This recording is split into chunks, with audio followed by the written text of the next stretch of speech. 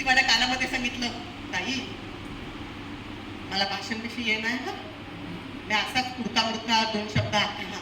मी म्हटलं हात बाई हात जो हात तो मनामा जो आम्हाला पोटामा जो आम्हाला तो येऊ देऊ का काय होत नाही फक्त हात जस्ट बाई हात. ती आपली उभी राहिली आणि मला काही घर बघते इकडे तिकडे. मी आपली कोपऱ्यावर त्या बाजूची माझी जागा ती माझ्याकडे बघते. हे खूप मोठं धाडसाचं काम आहे.